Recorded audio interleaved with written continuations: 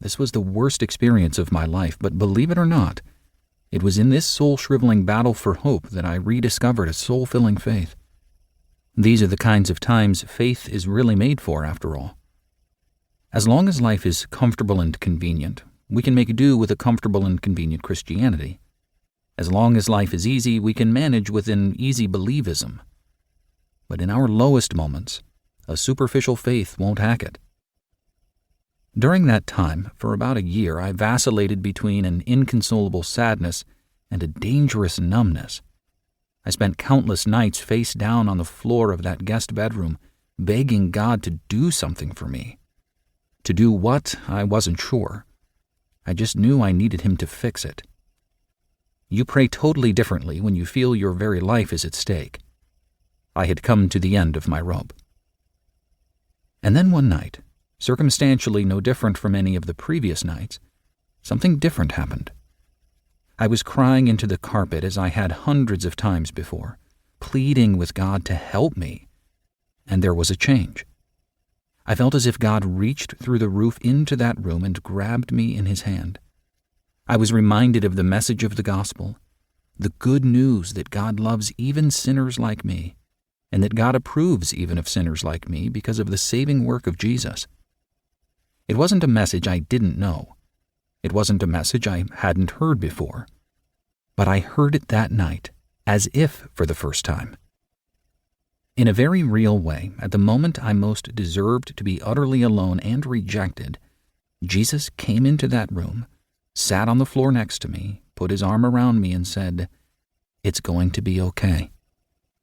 At the lowest moment of my life, I came face to face with my real self, and I came face to face with the truest friend. I found Him true because at that moment I had the least to offer Him. I had nothing, in fact. Oh, sure, in the early days of my spiritual journey, I thought I was doing all kinds of big things for Jesus. I operated under the pretense that I was a great friend to Him. Then all of that got torn away. I knew myself then better than I ever had. I couldn't pretend I had it all together. I couldn't fool others, and I couldn't fool myself. My true self had emerged, and He was a huge, stinking mess. To my surprise, my friend Jesus didn't pull away. Instead, believe it or not, He got closer. In my deepest, most despondent loneliness, I found a deeper friendship with Jesus. I learned that the power of the gospel is available even to sinful Christians who should know better. I'm still a terrible friend to Jesus, but He is still the truest friend to me. This spiritual reality has become the theme of my life and ministry. While I'm readily aware of the dangers of subscribing to a so-called gospel centrality as merely an ideology or a church methodology, or even worse, a consumeristic marketing gimmick, I cannot shake the haunting of my soul of the nearness of Jesus for a sinner like me. For me, the stuff isn't a shtick. It was and is the difference between death and life. This book is in many ways the result of that terrible, wonderful night on that guest bedroom floor. It's also the culmination of my ensuing years of exploring friendship with Jesus not as an idea, but as a daily reality. I am prone to wander. I am given to sin. But closeness with Christ has changed my life.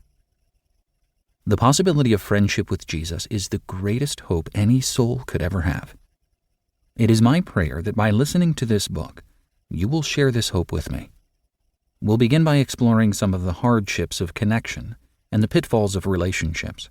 We'll consider some of our problems with friendships, the trouble we face having friends and being a friend.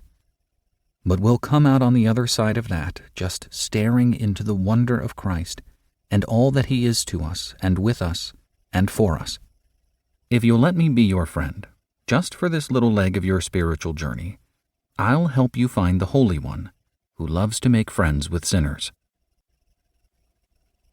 1. Where did everybody go? The possibility of friendship with Jesus. 5 friends I had, and 2 of them snakes. Frederick Buechner, Godric. There is no friend truer than Jesus. This is a truth often difficult to believe, however, even for Christians, since we cannot see Him.